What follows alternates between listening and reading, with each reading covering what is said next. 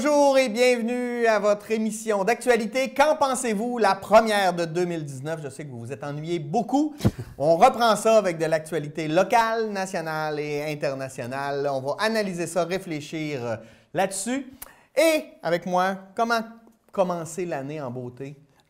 Avec, bien sûr, quelqu'un d'extraordinaire. Je vous le présente, M. Jules Simard. Bonjour, M. Bonjour, Simard. ça va bien? Ça va bien, toi? J'en profite pour souhaiter, te souhaiter une bonne année 2019 avec ce qu'on appelle aussi beaucoup de santé, Ouais. beaucoup d'informations, mais au départ, la santé, ça, c'est le premier élément. De même qu'aux téléspectateurs et téléspectatrices, une bonne année 2019, on a le droit jusqu'à la fin janvier, même février. Moi, je dirais... Jusqu'à l'impôt, à peu près. Oui, je dirais, en plus de ça, là, j'aimerais ça souhaiter aux gens de la sérénité, tu sais, de la paix un peu. Là, Ouais. Dans notre quotidien, je trouve qu'on a un rythme effréné, on est essoufflé, on n'arrête pas un peu de sérénité, ça, de repos, de prendre le temps de prendre du recul, de faire les bons choix. On ne peut pas tout faire, faisons les bons choix. Être zen. Non? Ouais, être zen, ça, c'est trop zen pour moi. Là, c'est comme une coche au-dessus. là, Ah! je suis pas capable. Ben là, je pensais qu'avec maintenant ce qui est permis depuis 2018, on peut être zen avec certains Certains produits. produits. On va en parler tantôt d'ailleurs. Non, mais non, j'ai déjà essayé de faire de la méditation et vraiment, c'était trop zen pour moi. Là, ça m'énerve. Ça a eu l'effet contraire. Oui, ça a l'effet contraire. Donc, on va décoller ça, 2019, plein de nouvelles encore, ça va être bien intéressant. Je vous rappelle qu'on réfléchit, on donne notre opinion, on réfléchit tout haut, c'est des points de vue, hein? On aime ça voir. Et tout ça à partir de nouvelles du coin. Donc, on va commencer avec le registre des armes à feu. On sait que la date pour inscrire nos armes à feu, c'est fin janvier, si je me souviens bien. Il y a peu de gens qui l'ont fait. Il y a beaucoup de gens qui sont manifestés contre ce registre-là. Il y en a au contraire qui l'appuient et qui veulent le renforcer, avoir la ligne dure. Il y a des manifestations des deux côtés qui sont présentes.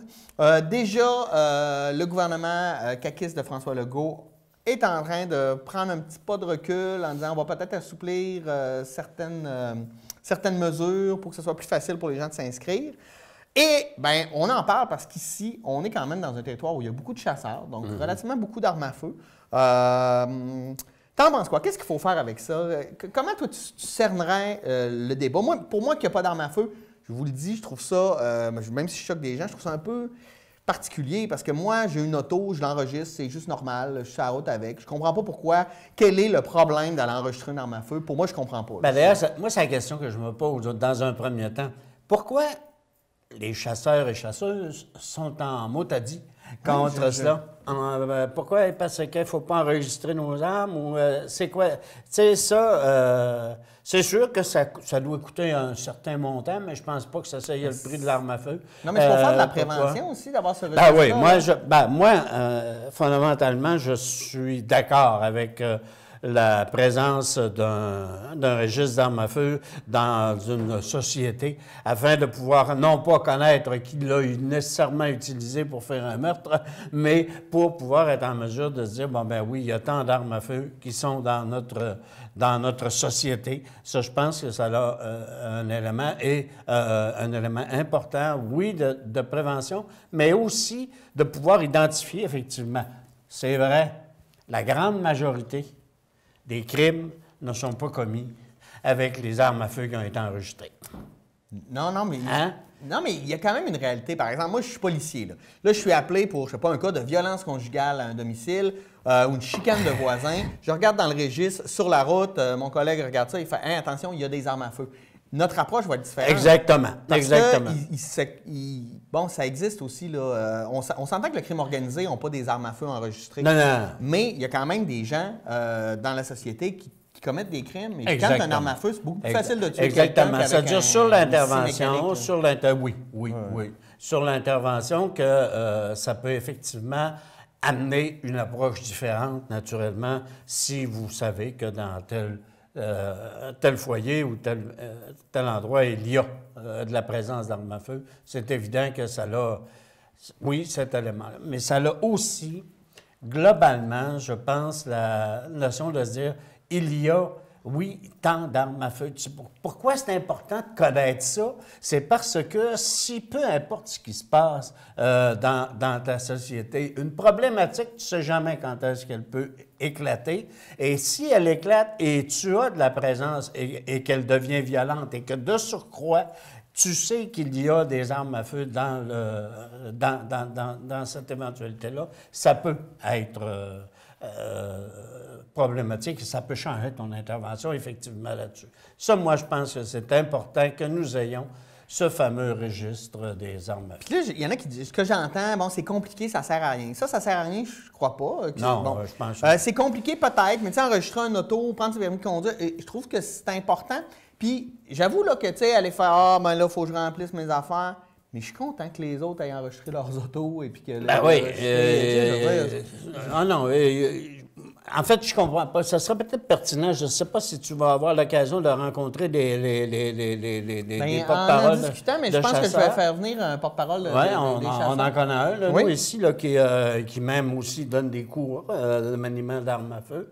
Je pense que c'est important qu'on nous indique pourquoi est-ce qu'ils sont contre. Est-ce que c'est simplement à cause d'une tracasserie administrative? Parce que, oui, si tu prends un cours, un arme à feu, pour avoir un permis d'utilisation d'arme à feu, oui, tu te fais comme enregistrer, tu as un permis. Oui, c'est normal. Mais ce que tu as comme permis, c'est pour celui-là qui porte l'arme à feu. Ça ne nous indique pas qu'est-ce que tu as comme arme à feu, mais ça nous indique que tu peux... Alors, je ne sais pas, là, il y aurait peut-être... tu sais, vraiment, le point ici, moi, je pense que si c'est exclusivement sur des questions relatives au fait que ça nous occasionne une problématique de paperasse supplémentaire, ben, je pense pas que l'argument tienne la place. Mais le registre n'est pas non plus pour identifier qui peut être criminel et qui ne peut pas l'être. Non, mais non. OK?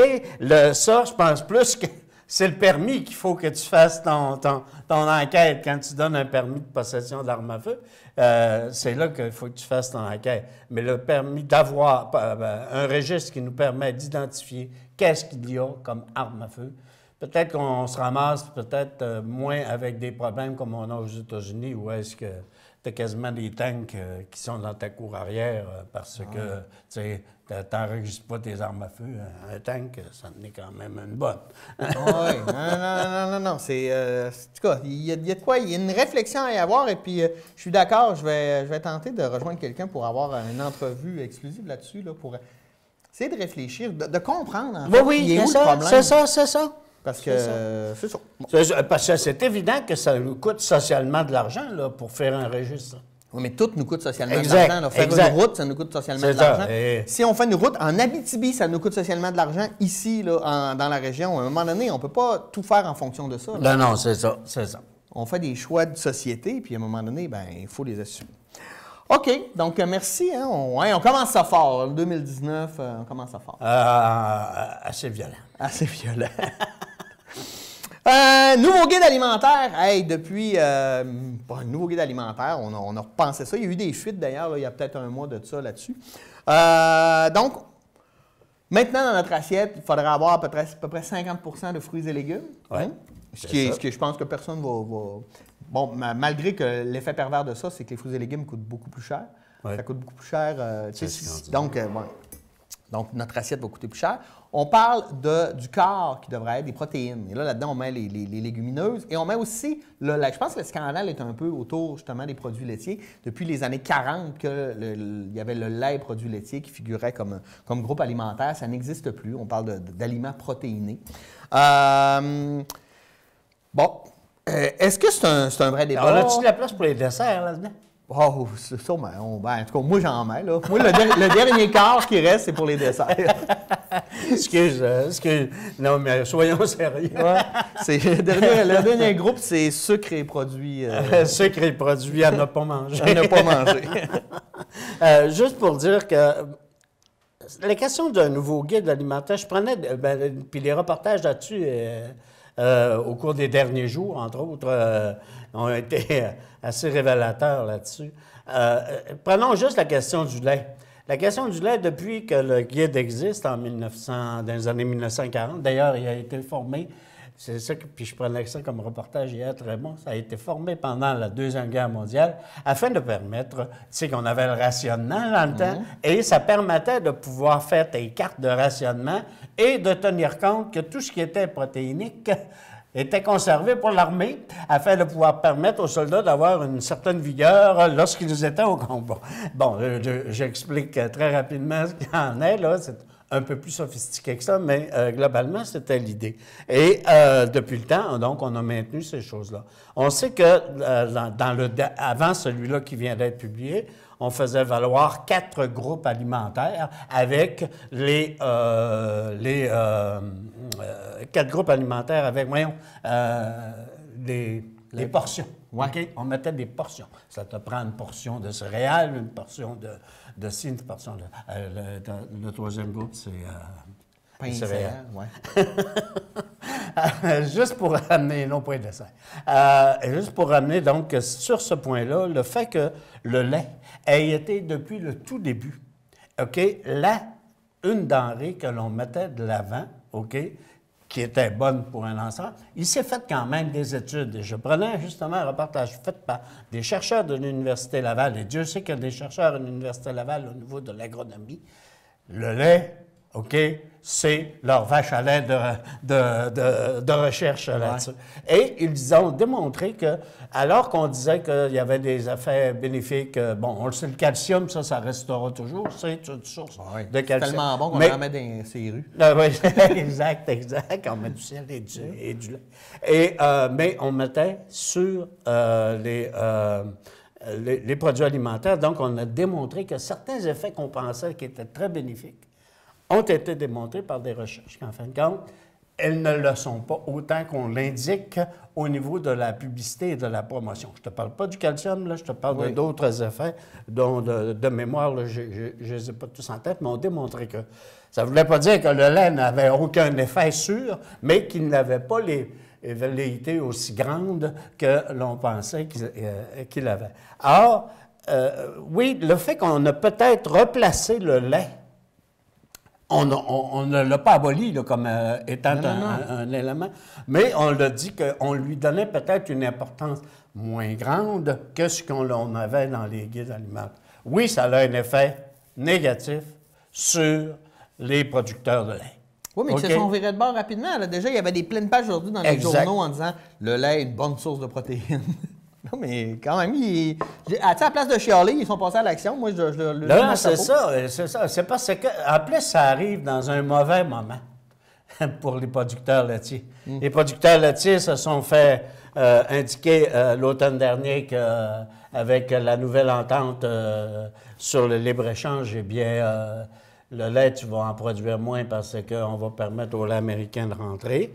Et comme on permet au lait américain, puis que là, ce même gouvernement-là ou une des instances de ce gouvernement-là indique que, bon, ben le lait, là, tu sais, c'est pas aussi important que ça l'était au niveau de l'aliment. Fait que là, il se fait 2 coups qui se font dire, écoute, là, non seulement vous produisez peut-être trop de lait, là, mais ça serait peut-être bon que le lait, c'est pas aussi bon qu'on pense. Alors ça fait 2 coups majeurs à encaisser. Je pense que, m'a dit comment les agriculteurs disaient, peut-être commence peut-être à être le temps qu'on regarde s'il n'y aurait pas un autre gouvernement ou qui arrête d'être sur notre dos pour le faire. Oui, c'est souvent eux qui payent, puis c'est déjà des jobs difficiles où ils travaillent des heures qui comptent pas avec des salaires. Mais fort probablement que la solution repose dans ce qu'ils viennent de faire et dans ce que tu as décrit tout à l'heure, là, c'est-à-dire, bon, on fait la promotion de notre propre produit et on en détermine des effets positifs. Ça restera toujours le meilleur des moyens pour s'assurer que notre... Et il ne faut pas oublier aussi les campagnes. Hein? Tu as eu, pendant toute la question du nouvel échange, les campagnes. Achetons donc chez nous un peu plus d'abord. Achetons notre lait localement, là, puis à cette heure, il s'en va de la région, se fait transformer, puis il revient, là. Mais il y aurait peut-être là, des intérêts à ce que nous le conservions chez nous et qu'on achète chez nous. Et il y a eu quand même des effets au niveau de la politique qui a été ramenée par les consommateurs. OK, lorsqu'on a dit, bon, mais écoutons, si on achetait un peu plus chez nous, peut-être qu'on sauverait davantage non seulement nos agriculteurs, mais notre industrie laitière. Et en plus, c'est meilleur pour l'environnement parce qu'il y a moins de déplacements. Ben, c'est ça. C'est évident que tu sais, puis, tu sais, le liquide que le nouveau guide alimentaire recommande, c'est l'eau.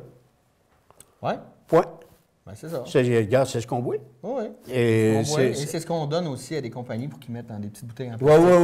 Oui, ça c'est certain, mais on l'a fait. Moi, je ne donne pas d'eau. Oui, c'est ça. Mais juste pour dire que, oui, ce n'est pas les autres types de liquides qui sont nécessairement les bienvenus. À suivre. Je veux qu'on parle des personnes âgées parce que, bon, c'est pas arrivé ici dans la région, mais je veux qu'on se pose la question sur qu'est-ce qui se passe, en fait, avec nos personnes âgées ici. Parce que, bon, durant la dernière semaine, il y a eu 2 cas assez troublants de personnes âgées qui ont eu, bon, on parle de la mère de Gilles Duceppe ou la femme de Jean Duceppe, là, dépendamment de quel âge vous avez.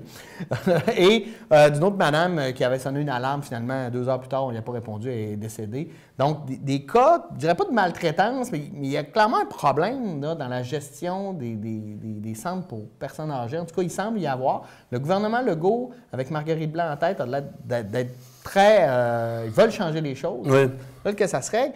Comment ça se passe dans la région, toi qui te promènes beaucoup? Comment la sécurité pour nos personnes âgées, est-ce que c'est bon? Je ne veux pas être alarmiste, mais je pense qu'il faut se poser la question de comment ça se passe dans les centres pour personnes âgées. Ben moi, ce que j'ai comme écho, OK, ouais. je te parle pas des CHSLD, ça c'est autre chose, là. Il y a aussi non pas des cas de maltraitance, mais il peut y avoir des cas d'inadvertance ou de manque de personnel pour faire ça. Oui, c'est ça. Mais dans les privés, en fait, ce que je peux observer, c'est que, compte tenu du fait que les propriétaires je te parle pas des grands, là, mais des petits, plus des petits centres pour personnes âgées, là, 4, 5, 6. Ouais. C'est comme c'est les propriétaires qui sont aussi les travailleurs et les travailleuses à l'intérieur des centres, comme ce sont eux qui s'assurent que l'ensemble de tous les services peuvent être accordés adéquatement et qu'ils n'ont pas de problème beaucoup au niveau de l'autonomie. Ce sont des gens qui sont encore autonomes au niveau des personnes qui sont dedans. On ne peut pas dire qu'il y a eu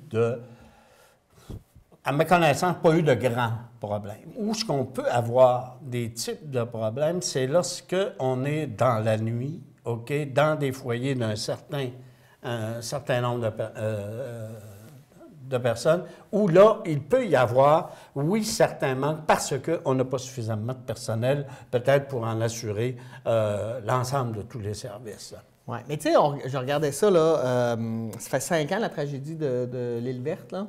Et puis là, on avait décidé des gicleurs obligatoires dans tous les centres. Et là, je pense qu'il y en a encore près de 1000 là, qui ne sont pas encore équipés de gicleurs 5 ans plus tard. C'est sûr que c'est un investissement, mais là, le prix des gens, ça vaut quoi? Tu sais, la vie des gens, ça vaut quoi comme prix? Tu sais, à un moment donné, il y a comme le rapport avec l'argent. Là. Puis je comprends que là, ces gens-là qui sont dans le privé, leur but, c'est de faire de l'argent, mais à un moment donné, la sécurité des gens, c'est important aussi. Oui. Mais maintenant, ils sont dans l'obligation quand même de s'y conformer. Oui, il y en a qui ne sont pas, qui ne l'ont pas encore fait, mais il va y avoir fort probablement des mesures qui vont être d'entreprise pour se conformer là-dessus. Oui, les retards, ça a toujours été inacceptable, mais ça fait partie du quotidien au Québec. Ils sont quand même là aussi, là, à ce niveau-là. Ça a été aussi une mesure où on se disait, bon, oui, c'est correct, on met des gicleurs, donc on met quelque chose de mécanique pour empêcher que toute la maison passe au feu.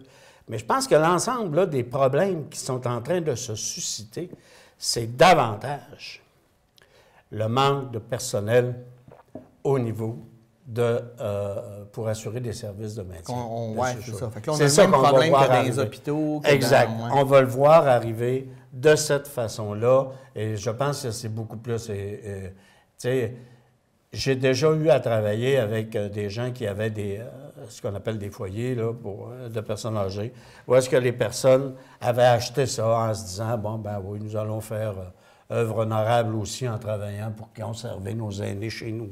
Et on avait bâti, on avait aménagé des résidences pour qu'ils soient un peu plus élaborées pour pouvoir le faire sur une base privée. Et ce qui arrivait, c'est que tu viens, après une année et même pas beaucoup plus, à l'épuisement complet du personnel et des gens qui sont là pour s'assurer. Or, quand tu es épuisé, ton service, là, tu le rends moins que ce qu'il faut que tu fasses. Et on n'avait pas les moyens, et dans les cas que j'ai eu à travailler qui sont venus à ma connaissance, les gens n'avaient pas les moyens de se doter de personnel pour assurer une surveillance. C'est pas les moyens. C'est que même si tu as les moyens, tu n'es pas nécessairement toujours capable d'en trouver. La pénurie de main-d'œuvre, c'est criant. Puis quand tu as un restaurant, mais c'est plate, tu le souhaites à personne, mais là, tu manques de personnel, à un moment donné, tu vas peut-être fermer. Mais quand on est dans un centre comme ça, puis tu manques de personnel, là, c'est la vie des gens qui c'est ça, c'est que là, tu deviens, et les personnes deviennent, qui s'assurent de donner le service. Alors, tu comprends, je pense que ce que l'on vient de constater, les fins que tu nous amènes, je pense que la réflexion va se faire sur, écoutez, quand on dit que nous avons une maison ou un foyer de personnes âgées avec tant de personnes, il est recommandé d'avoir tant de personnel pour pouvoir... Je pense que le débat va s'orienter là-dessus. J'espère qu'il va s'orienter là-dessus, parce que la problématique, elle est là. Elle est fort probablement là. Oui, tu peux oublier, tu t'es certainement fait un cadre d'intervention quand, je prends l'exemple de Madame la maire de Gilles Duceppe, où elle est sortie. Il y a certainement quelqu'un qui a pris les noms de tout le monde qui sont sortis. Si ça ne s'est pas fait, il y a un manque flagrant, non pas juste de personnel, mais là, un manque flagrant là, d'une directive d'organisation à faire. Mais fort probablement que ça a déjà été fait, parce qu'il y en avait une puis un autre dans ce logement-là. Ils ont dû avoir des structures pour pouvoir être capable. Alors, ça permet de faire en sorte que si le débat s'oriente donc davantage sur combien de personnel on a besoin, que ce soit la nuit, que ce soit le jour, que ce soit pour aider ces personnes-là qui sont autonomes, mais tu veux dire moi, je ne connais pas bien ça, mais quand on vieillit, on a une perte de capacité, là, tu comprends? Ça ne t'affecte pas? Non, pas encore. OK. Donc, passons à moi, je trouve une bonne nouvelle. L'UQAC, en fait, qui veut devenir carboneutre, donc qui veut limiter ses émissions de gaz à effet de serre. Les bâtiments le sont déjà depuis quelques années parce que pour toutes les émissions qui sont faites, on plante des arbres en fonction d'émissions de gaz à effet de serre. Mais là, on va aller plus loin. On veut, entre autres, devenir carboneutre et sans déchets. Donc, zéro déchet. On parle des changements au niveau de la cafétéria, de la gestion des déchets au niveau de l'université. Et ce que je trouve particulièrement intéressant, parce que le changement de mentalité, on le voit, là, ça ne vient pas toujours du politique. Ça ne vient pas toujours des dirigeants. On voit que nos gouvernements, là, souvent, ils attendent qu'il y ait de la grogne populaire pour bouger. Et dans ce cas-là, ça vient des étudiants qui ont décidé de faire des propositions à l'université et la direction a fait « Quelle bonne idée! » On est ouvert aux propositions. On va regarder comment on veut faire ça. Il faut se rappeler aussi que la chaire en éco-conseil est à l'UQAC. Et puis, ça sera un modèle, je pense, québécois et en Amérique du Nord. Parce que ce genre d'institution-là, carboneutre, qu'on retrouve régulièrement en Scandinavie ou en Europe, ici, ça n'existe pas. On est comme dans une vieille mentalité au niveau... Mais c'est en train de changer et je trouve que ça vient de la base, donc des étudiants. Moi, je veux saluer cette idée-là. Oui, c'est correct. C'est le numéro un de voir. On peut se rendre compte que des groupes et des institutions peuvent être des leaders ou nous démontrer comment est-ce que l'on peut en arriver à ces choses-là. La question que je me pose globalement, au niveau de toute la question de l'environnement, c'est ça a quoi comme effet jusqu'au jour où est-ce qu'on va trouver que, bon, regarde, il nous manque maintenant telle affaire. Ce que je veux dire par là, c'est, tu sais, quand on fait quelque chose, on fait du prélèvement. On parlait tout à l'heure de nourriture des végétariens. si tu décides que toute ta société devient végétarienne, donc, tu le disais tout à l'heure, on a un autre problème. On va peut-être se ramasser avec des espaces où est-ce que tu es obligé de planter et surplanter pour pouvoir être en mesure d'avoir suffisamment. Donc, tu as aussi un autre effet sur l'environnement qui n'est pas nécessairement celui-là qu'on désirait, mais qui est présent parce que, oui, tu as voulu régler une problématique avec les animaux, mais dans un certain sens, ça t'en occasionne un autre. Alors, jusqu'à quel point ces initiatives-là, lorsqu'elles sont prises, c'est correct, je pense qu'il faut, comme tu disais tout à l'heure, les applaudir. Maintenant, jusqu'au moment où on peut déterminer qu'il va y avoir une autre conséquence, peut-être, sur l'environnement. Mais je pense que c'est mieux de faire ça que de ne pas le faire. De ne pas rien faire. Les gens sont proactifs et ils vont peut-être devenir un modèle parce que moi, je le vois, là, je travaille avec des jeunes, j'enseigne au cégep à Jonquière, je le vois, là, les jeunes ils sont sensibilisés, l'environnement c'est important, peut-être pas pour une autre tranche ou d'autres générations, mais les jeunes, là, ils sont énormément et ils vont vieillir avec ça. Moi, ma peur, c'est pas que le changement, je suis certain que le changement va se faire, qu'il y aura une transition. On n'a pas le choix de toute façon, on s'en va dans le mur si on continue avec les modèles économiques comme on a présentement. Ma question, c'est est-ce qu'on va être assez rapide dans le changement pour éviter une catastrophe climatique, des réfugiés climatiques et tout ce qui va venir avec. Moi, je pense qu'on est dedans. Et tu me fais penser, je ne sais pas si tu as pris M. Ford aux États-Unis, pas aux États-Unis, pardon, en Ontario, là, qui vient de trouver qu'il va falloir qu'on fasse un gros débat public. Est-ce que nous voulons du développement économique ou est-ce que nous voulons conserver l'environnement? Mais il met vraiment en opposition ces deux choses-là, alors que ça ne doit pas être. Non! Mais je comprends. Là, actuellement, les politiciens nous amènent dans ce débat-là en disant on oppose les deux choses. Il faut s'ouvrir les yeux, là.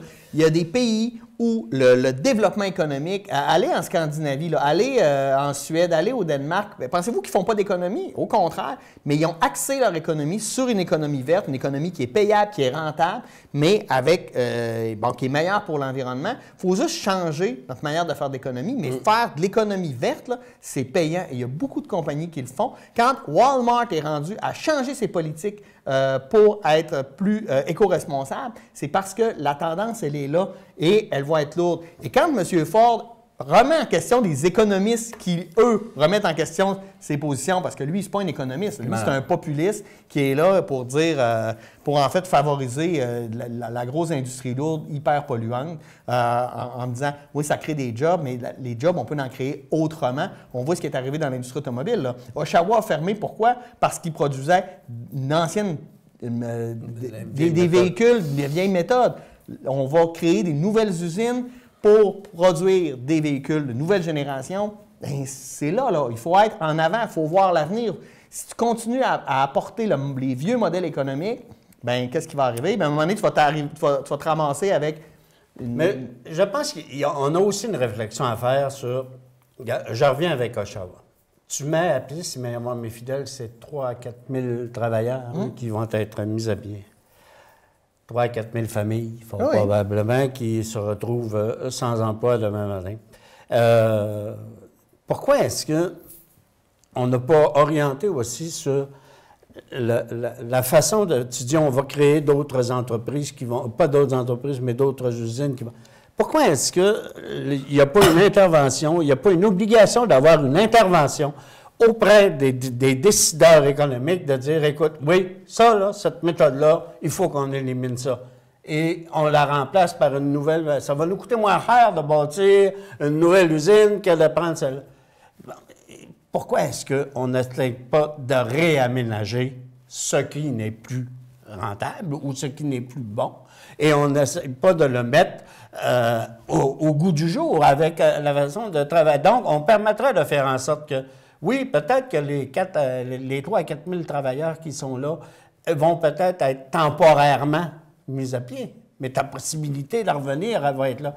Moi, c'est ce type d'intervention-là qu'on ne semble pas vouloir privilégier et aider. Non? Mais la problématique, en fait, c'est que les compagnies sont maintenant transnationales. Les compagnies oui. ont leur siège social n'importe où. C'est que eux, là, la production, là, les gens sur le terrain, Ah oui, là, je m'excuse l'expression, là, mais ils s'entorchent. Là. Oui. Eux, ils gèrent des colonnes de chiffres. Ils font, bon, ça, on ferme ça. Regarde, on va en créer une là. Ça va nous coûter moins cher parce qu'on a tel avantage.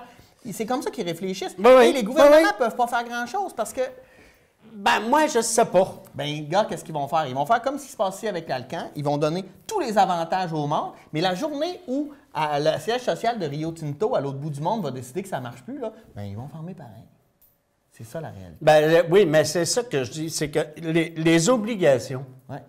que tu peux accorder, les avantages que tu peux accorder, doivent avoir aussi des obligations. Oui, mais on ne les fait pas respecter. Regarde l'entente c'est qu'on ça a eue que- avec Rio Tinto il y a 12 ans, 12-15 ans. Oui, mais c'est laquelle qu'on n'a pas fait respecter? Ben, ils étaient supposés d'investir 2 milliards dans la région en 10 ans. Ils ont investi 300 millions sur cette période-là. Et quand c'est la compagnie qui dit tout le temps « Ah, mais là, c'est le marché, ça ne fonctionne pas. ouais. Mais quand c'est le gouvernement qui ne respecte pas ses ententes, regarde ce qui s'est passé en Anticosti, avec- on les poursuit en justice. Exact. Ça marche. Il y a tout le temps 2 poids, 2 mesures. Quand il y a des profits, ils sont privés. Puis quand il y a des déficits, il faut que ça devienne public. Puis là, c'est à nous à sortir l'argent de nos sortir poches notre argent pour pouvoir le pour régler. pouvoir Mais garder nos emplois.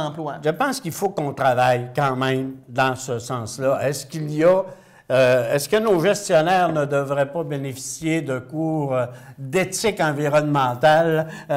Peut-être qu'on aurait peut-être des avantages à avoir une formation qui est orientée peut-être Mais tu davantage. sais que les compagnies qui le font, dans quelques années, vont être vraiment Ah oui, au ils vont premier être des plan. Et leaders. ceux qui ne le font pas, ça va tomber. Regarde, là, en Alberta, là, ça s'est gargarisé là, pendant longtemps avec leur industrie pétrolière, là, d'être riche et tout ça. On en reparle dans 50 ans où ils vont être rendus parce qu'ils mettent tous leurs œufs dans le même panier. Et à un moment donné, ben, c'est la réalité, ça va tomber. Bien, c'est ça. On dit toujours quand tu Parce fais... qu'ils ne voient pas en avant, ils ne voient pas à long terme. Et c'est un autre des problèmes de nos gouvernements. Eux, ils voient sur un terme de 4 ans. Ouais, ils Leur voient objectif, sur c'est 4 d'être réélu. Puis le citoyen moyen, là, il voit ce qu'il y a dans ses poches là, et il ne pense pas non plus à long terme. Non. Mais je te dirais que ceux qui ont des enfants, ceux qui voient pour l'avenir, se disent peut-être qu'il faut faire de quoi et rapidement. Je pense que c'est le débat de société moderne. Hein? Oui. Ce que nous discutons là, et on en voit d'ailleurs les conséquences. Je pense que c'est la première fois que... Ben, moi, c'est une des premières fois où je vois une grosse tempête de neige avec un gros motadifrette.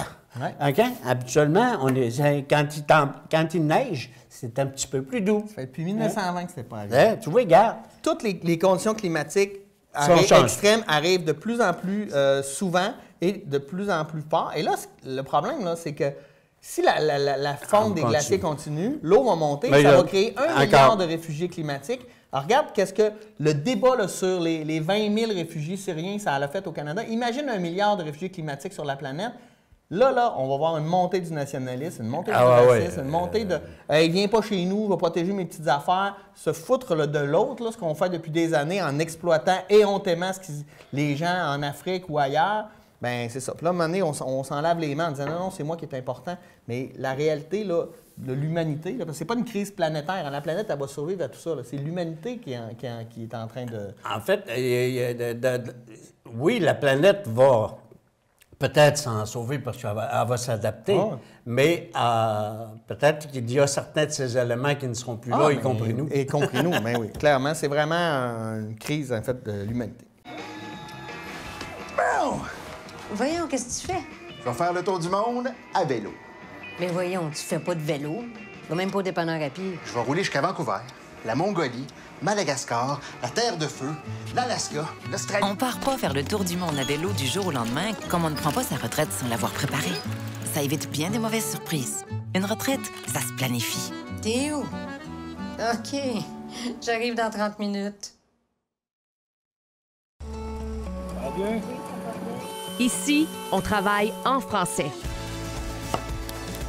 Moi, je travaille en français. Moi, je travaille en français. Moi, je travaille en français.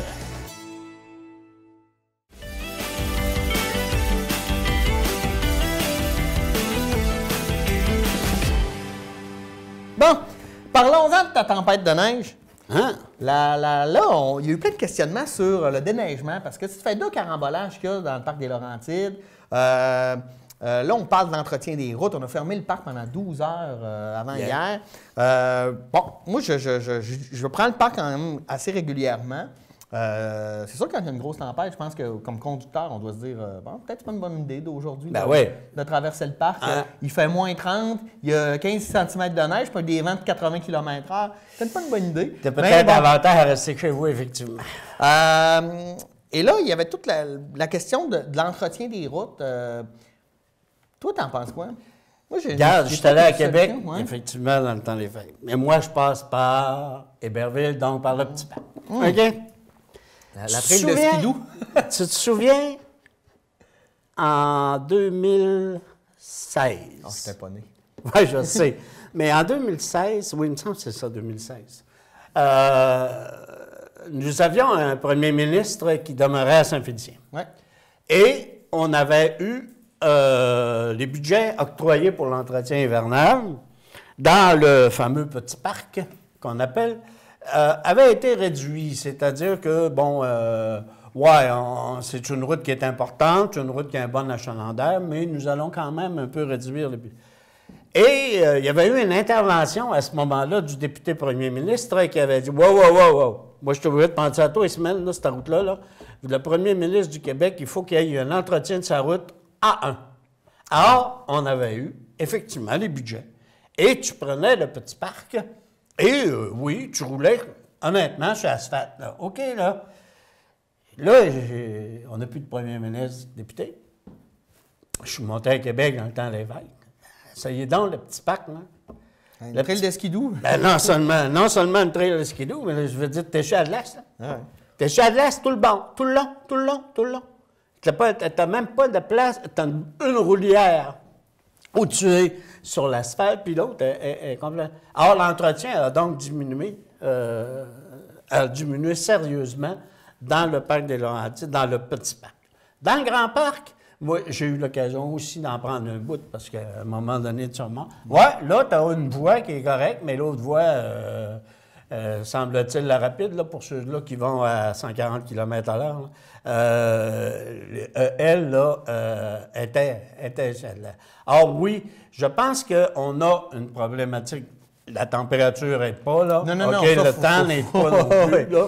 Mais il y a effectivement eu, en tout cas, assurément pour le Petit Parc, une baisse de la qualité de l'entretien. On a fort probablement mis un peu moins d'argent dans l'entretien du Petit Parc qu'on peut l'avoir mis. Maintenant, oui, la question sur la grande route, maintenant le parc, où est-ce qu'on a pu avoir deux sorties de route importantes avec des nombreux véhicules. Des carambolages. Et ça, oui, tu as raison, là. Je pense qu'on a un élément de jugement.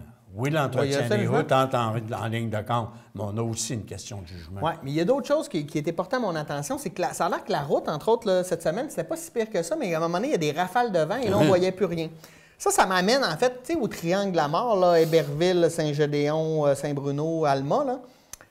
On a le même problème à toutes les années. Il y a une solution très simple, écologique, environnementale. Plantons des arbres, ça coupe le vent, c'est démontré, c'est prouvé, ça fait 50 ans qu'on a le même problème à la même place, puis il n'y a personne qui fait rien. Ça serait tellement simple. En plus, ça serait beau. On plante des grandes rangées d'arbres, puis avec le temps, ça va créer des blocs au vent, et là, on n'aura plus de poudrerie à plus rien voir. Mais là, tu vas avoir un autre problème. Tu vas avoir le problème suivant. Pourquoi est-ce que c'est que tu en veux comme ça aux agriculteurs? J'en veux pas aux agriculteurs. C'est leur terre. Tu dis, on va prendre de ta terre, on va mettre des arbres dessus. OK? Donc, moins de terre, moins... Dans le parc des Laurentides, c'est pas les agriculteurs qui ont non, mais là, dans le triangle que tu parles. Ben oui, mais à un moment donné... Le triangle que tu parles. Tu sais, les journées où ils peuvent pas là, se promener, là, tu penses pas que c'est... Puis on pourrait... En fait, je suis certain qu'on pourrait trouver un arrangement. Il y a certainement des... il y a eu des... On plantait dans le fossé s'il faut. Oui, mais encore là, tu peux pas. Mais effectivement, c'est sûr que... Mais tu sais que juste une bordée d'arbres, tu l'as vu dans la rue de la Friche ici, c'est pas suffisant. Hein? La route de la Friche. Oui, dans la rue de la Friche, les arbres sont tous tombés quand tu as eu un wave devant. Mais tu remarqueras que quand tu prends la route de la Friche, puis quand tu arrives dans le coin de l'aéroport où il n'y a pas d'arbres, c'est là que c'est le bordel. C'est là, mais on avait eu des petits trajets. Ah oui? Mais les petits trajets, ils ont tombé avec des coups de vent. Mon Dieu, ça a été bien planté, C'est ça? parce que, oui, mais il faut que tu en mettes plus qu'une rangée. En là. plante des arbres Donc, tu chez prends nous, du ouais, terrain pour pouvoir être en mesure. Donc, quand tu enlèves du terrain sur... on ne se fera pas un cours de plantation d'arbres. C'est probablement pas très bon. Mais tu comprends, ça en prend plus qu'une seule rangée. Ça prend du terrain pour pouvoir être en mesure de le faire. Mais je reviens à ce que je disais tantôt, la sécurité des gens, ça a quel prix, ça? Oui, ça a le prix de se dire, est-ce que je fais en sorte que de l'activité économique qui origine sur un certain... J'aurais quasiment envie de te répondre comme Ford a répondu. Non, mais là, à un moment donné, là, ça fera là, l'économie. C'est vrai là, qu'il faut travailler. Là, en ce moment, là, on est au plus bas dans le taux de chômage. Là, on peut-tu penser autrement, penser en société, penser pour l'avenir, là, pendant qu'en ce moment, là, on est presque au plein emploi, là, puis arrêter de juste penser économie. Il y a d'autres choses dans la vie. Là. Quelqu'un qui travaille toute sa vie, là, quand il meurt, il pense à quoi, là? Il ne pense plus. Mais c'est ça. Non, mais là, tu sais que ça sert à quoi, là, à un moment donné? Il faut vivre, là. Ouais. Puis on veut vivre dans des conditions de vie. On est chanceux d'Amérique du Nord. On a des conditions de vie hallucinantes. Puis, écoute, on est prêt à mettre en péril la vie des gens pour de l'économie. Hey, bravo. Là, tu le pousses un peu. Ah oui, je sais. Mais je voulais te faire fâcher. Faut pas, et on me dit de faire attention à mon cœur. Moi, je comprends pas pourquoi, là, mais non, je respecte et je comprends ce que tu amènes comme raisonnement, puis je pense qu'effectivement, comme on dit, le gros bon sens, là, à un moment donné, c'est la sécurité des gens. Il faut qu'effectivement, ils soient mis de l'avant et puis qu'on regarde les solutions économiquement rentables pour les faire et environnementalement rentables aussi pour les faire. Ça, on achète, je pense, tout le monde achète un peu ce discours-là. Dans la pratique, par ailleurs, je pense qu'il faut regarder qu'effectivement, la solution que l'on envisage mettre de l'avant, il n'y a pas juste une question économique qui doit entrer en ligne de compte, il y a aussi une éducation sur ce qu'on se doit d'amener comme solution dans telle et telle problématique. Et ça, l'éducation là-dessus, ça ne se fait pas parce qu'on agit non pas sur une décision sociale, mais nous, on le regarde sur notre point de vue individuel. Tu sais, je t'amenais à la blague tout à l'heure, pourquoi tu n'aimes pas les agriculteurs? L'agriculteur, là, qui a la propriété de la terre sur le bord de la route à Saint-Bruno et dans ce coin-là, cet agriculteur-là, lui, là, quand tu lui dis, écoute, ça serait de planter des arbres, ce serait important sur le bord de ton terrain, là, tu comprends, on en prend un. Ouais, mais le gars, il dit, c'est correct. Il dit, ouais, mais moi, il dit, je vais perdre annuellement combien? Lui, là, il regarde lui. Il le regarde lui. Il ne regarde pas sur l'aspect de la sécurité des gens, il le regarde lui. Oui, et mais ça, moi, tu sais ce que je on a une répondrais? éducation. Je répondrais que tous les modèles en agriculture nous démontrent que faire de la permaculture, là, avec beaucoup moins de terrain, tu as de la rentabilité qui est beaucoup plus, qui est beaucoup plus grande qu'en faisant la culture extensive comme on l'a fait au Québec. Là. Et ça, c'est démontré par toutes les études en agriculture. Peut-être qu'on en parle au ministère de Oui, l'Agriculture. c'est correct. Hey, c'est un autre sujet, ça. L'agriculture? Non, oui, non. Mais de faire venir des spécialistes du ministère pour pouvoir être en mesure d'agriculture, de venir nous parler de ce que tu amènes là. Ils sont certainement au courant, les autres, là, aussi. OK? Toi, tu l'es. Moi, je ne suis pas là. Mais il y a certainement des spécialistes. Et ils pourraient venir nous expliquer qu'effectivement, ce genre de solution-là pourrait être... Est-ce qu'il est applicable? De quelle façon il est applicable? Et qu'est-ce que sont les paradigmes qu'il faudrait changer si jamais c'est pas applicable? C'est toute une mentalité qu'il faut Exactement. changer. C'est ça le problème. C'est ça. Oui, mais c'est ça qu'il faut... De nos sociétés, c'est de changer. Mais c'est là-dessus qu'on va sortir de certains types de problématiques. Tu sais, c'est en faisant cela qu'on va sortir de ça. C'est pas en se disant, écoute, la solution, là, hein, c'est celle de Ford. Hein, on va prendre mais on va prendre une décision. Là. On veut-tu des emplois? Ben, on veut de l'environnement. C'est ça. Mettre mais les choses en opposition. Ça, c'est parce que c'est pas vrai. Mais non, on stigmatise au bout. La vérité, elle n'est jamais dans les extrêmes. C'est toujours un mélange de tout ça. Exact. Hey, tout ça pour partir de ce qui s'est passé avec notre ami à l'université. Avec l'entretien des routes. Puis là, c'est vrai. Là, on est rendu sur notre... Excuse-moi. Mais là, je saute un peu, le temps file. Je t'ai promis qu'on allait parler de drogue un peu plus tôt dans l'émission. La SQDC est obligée de revoir ses plans d'expansion parce que, écoute, ils sont pas capables de remplir leurs tablettes. C'est particulier quand même, mais on s'aperçoit qu'on est, au Canada, les plus gros consommateurs. Là, hein? Non. T'es surpris? Oui. Oui? Oui. Moi, je suis pas surpris. Pour 30 quelques millions d'habitants. 40 millions. Non, mais... Puis en plus, on est dans les moins chers au Canada au niveau du prix au gramme. Et puis là, ils ne sont pas capables de remplir les tablettes. Mais là, selon... donc, le plan d'expansion, il va juste être retardé. Là, comme on parlait d'avoir une succursale au Saguenay cette année, mais je pense que ça va aller à l'an prochain. Parce qu'à un moment donné, mais là, il faut... Oui, mais la solution, c'est pas celle que M. Legault nous a amenée. C'est quoi? Que tu as le droit de fumer du pot à 21 ans. Tu vas en éliminer une coupe, non? Penses-tu? Penses-tu vraiment? Non. Honnêtement, les gens qui veulent fumer, peu importe leur âge, ils vont trouver une manière. En fait, nous, pas à croire que parce que l'alcool est à 18 ans que les jeunes n'en boivent pas. C'est complètement absurde de penser comme ça. Oui. Non, mais ça amène effectivement...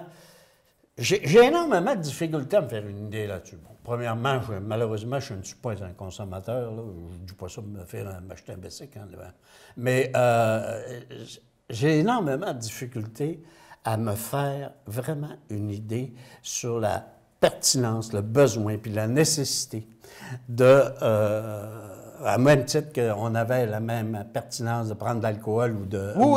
ou la cigarette. La cigarette. Ouais. J'ai énormément de difficultés à me faire une idée sur non seulement la pertinence, le besoin puis je sais qu'il y a un gros débat de société là, relié à cela. Ben, il y a eu un gros débat, mais une fois que ça a été ouvert, je te dirais que ça a été le bug de l'an 2000. C'est ça.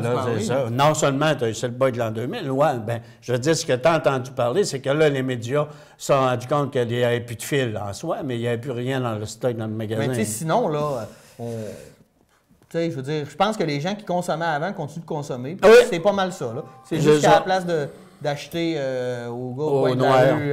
il la jette sur Internet. Exact. Oui, puis il l'achète dans ces magasins-là, mais comme tu dis, il est à maison vide.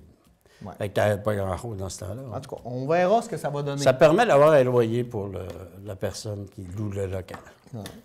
Alors, on a notre premier ministre qui est en France, cette semaine, et là, qui s'en va à Davos pour le Forum économique mondial. Comment, tu sais, première sortie officielle quand le premier ministre a été reçu à l'Élysée. Je pense qu'il est juste là pour parler d'économie. On dirait qu'il faut qu'il dise le mot économie aux trois mots. Il est fondamentalement orienté là-dessus, son discours avec, je pense, l'étranger. Puis je pense qu'il a été clair à un moment donné quand il a dit notre gouvernement veut faire des relations extérieures orientées sur l'économie. Mais toutes les relations qu'on a sont orientées sur l'économie. Pas nécessairement. Je veux dire, au niveau de la francophonie, on a quand même des éléments caractère politique et social et culturel là-dessus. Lui, ce qu'il veut, c'est que la politique économique soit véritablement, pas la politique étrangère de notre province, parce que nous ne sommes pas un pays. Donc, on doit toujours avoir l'autorisation du fédéral. Non, j'ai pas d'amertume. J'ai pas d'amertume, mais je pense qu'à un moment donné, il faut appeler des choses par des choses. C'est-à-dire, lui, il dit, au niveau économique, nous, au niveau de la politique extérieure du Québec, nous voulons que ce soit l'économie qui soit le maître, qui nous aide à penser là-dessus. D'autres auraient dit, on veut que ce soit la culture. Mais le gouvernement fédéral, lui, il dit quoi? Parce que c'est lui qui mène la question de la politique extérieure. C'est lui qui amène, c'est pas nous autres. Là. Okay? Donc, notre premier ministre est allé faire un vœu, et non pas un pouvoir pour pouvoir faire des relations extérieures. Il est allé faire un vœu de faire en sorte qu'en France et dans des pays européens, on profite du Québec pour venir investir au Québec et venir développer leurs idées aussi au Québec. Et on se montre intéressé, accueillant, et on va même jusqu'à leur offrir des possibilités d'avoir de l'aide financière pour pouvoir venir. Et ça fait dire à quoi aux représentants des entreprises québécoises? Ça fait dire, bon, ben, c'est correct, là, mais il ne faut pas oublier que nous aussi, on est présents, là. Like, ouais, nous aussi, on en fait du développement, là, OK? Puis on n'a peut-être pas l'aide que tu accordes à le pays. Mais c'est encore le mythe de la grande entreprise. Ben, c'est ça. Qui va falloir nous faire vivre. Quand on le sait que c'est les PME qui Ben, il ne faut pas oublier que nous avons aussi un premier ministre actuellement qui, lui, est de pensée homme d'affaires grande entreprise. Et tu ne peux pas lui demander du jour au lendemain d'être social-démocrate dans son approche. Sans être social, je veux dire, l'économie, là, sur le terrain, là, Ouais. ceux qui créent de l'emploi, Ouais. là, réellement, le Ouais. plus, et qui payent le plus d'employés, ce sont les PME. Exact. C'est plus la grande entreprise. Non. C'est un modèle qui est révolu depuis le milieu du 20e siècle. Là. Oui, par contre, on est encore, nos politiciens sont encore là-dessus. La mentalité, là. Oui, mais on est encore là-dessus. On revient quasiment au même débat qu'on venait tout à l'heure sur l'environnement. Pas game. On revient quand même quasiment toujours à cet élément-là. Et, bon, en tout cas, moi, ce que je trouve jusqu'à maintenant, je veux dire, il a au moins la possibilité de dire à l'ensemble du monde francophone lorsqu'il est en France, il a dit, écoutez, nous, là, nous avons une priorité d'intervention au niveau international, c'est de faire en sorte que des capitaux qui soient, et que nous, on puisse aussi exporter davantage, qu'il y ait des relations d'affaires et commerciales plus grandes. Ça, là, au moins, ça donne à l'ensemble du monde. Quand on va parler avec des Québécois, là, OK, on ne parlera pas du fait que tu as le mot « week-end » ne se présente plus dans la langue française. Non, on va parler d'autres choses. Ouais. OK? On ne parlera plus, non plus, du fait que le Québec, il veut être indépendant. OK? Il veut être indépendant Il veut pas économiquement. l'être, de toute façon. Oui, ben, c'est ce qu'on nous dit. Sauf qu'on a arrêté d'en parler. Mais ça, c'est un autre affaire. Probablement qu'on va avoir l'occasion d'en reparler là, de cet élément-là. Mais au moins, ça a cet avantage-là. C'est-à-dire que le monde va savoir que, oui, quand on va faire affaire avec qu'on veut discuter avec le Québec, on va avoir une meilleure approche et une meilleure écoute si nous discutons aussi en termes de développement économique. Ben oui. OK? Mais ça a toujours été le cas, là. Moi, je te dis non. Ouais. Je te dis non. Tu sais, Ça a pas été... M. Charest s'en allait, il faisait la même affaire. Oui, ça allait là-bas, c'est sûr et certain que tu vas aller parler d'économie. Ben oui. Mais si tu allais en France, OK, tu parlais des relations françaises, du français dans le monde, tu parlais de c'est Jacques Parizeau qui faisait ça. Là. Oui, c'est ça, je te dis, on a changé des Depuis les années 2000, là, Non, même avec Landry, quand tu allais en France, à partir de quand tu allais à Davos, tu parlais d'économie avec Landry. Mais quand lui allait en France, on parlait effectivement du développement de la culture française, des pratiques françaises. On en parlait à partir de Jean Charest, on oublie ça. Là. Oui, mais il n'a pas été souvent en France. Hey, finalement, tu attaques à sauter du coq à l'âne. Restons dans le même sujet un peu. Là, deux sujets, mais je veux un peu ton opinion là-dessus. En ce moment, il y a une rencontre du Parti québécois qui veut peut-être revoir ses orientations, revoir je sais pas, le fonctionnement du parti. Je pense qu'ils se remettent en question, ce qui est sain, je pense qu'après une débâcle électorale comme ils ont vécu. Ça, c'est d'un côté. De l'autre côté, ben, au niveau du Bloc québécois à Ottawa, première rencontre aussi, on fait un peu la même chose. On ramène des orientations, on veut essayer de se renouveler. Qu'est-ce qu'ils doivent faire, ces partis-là, pour réussir vraiment à se renouveler, selon toi? C'est drôle, c'est pas du renouvellement Non? que moi je regarderais.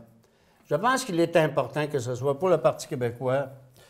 Bon, le Bloc québécois, je ne suis plus capable d'en parler. OK, j'ai rien dit. Ouais, c'est pas, je fais un gros X. Je suis plus capable. Moi, il y en a un qui a fait aussi.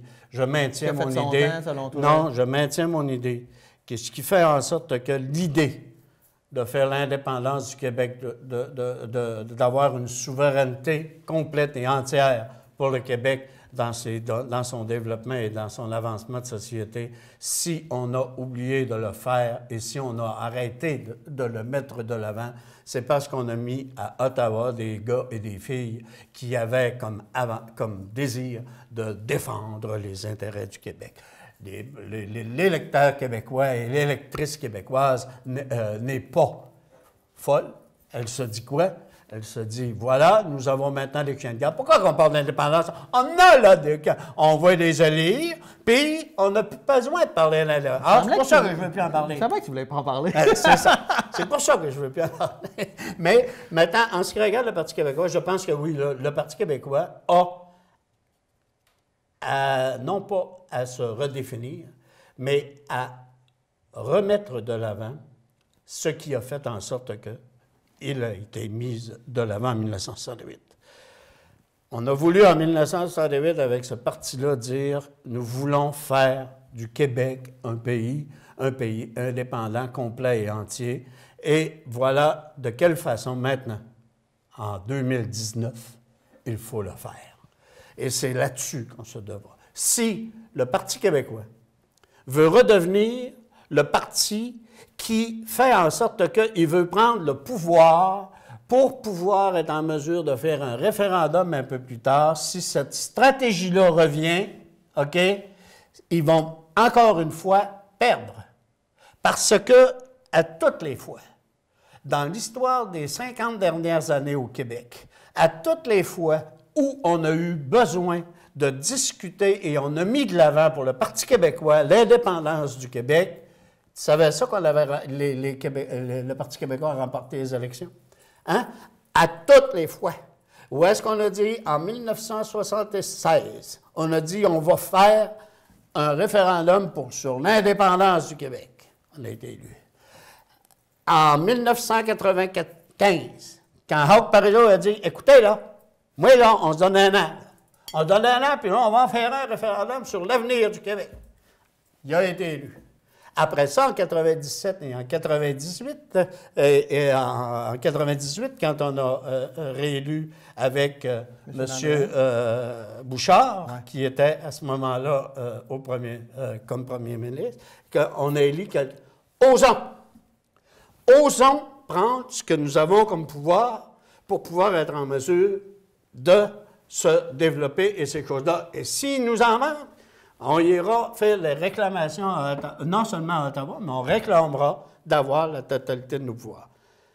Là, je te donne encore 30 secondes, le temps file. OK, bon, bien, regarde, je vais finir avec ça. Le Parti québécois, toutes les fois où il a été élu, il a fait le Québec moderne.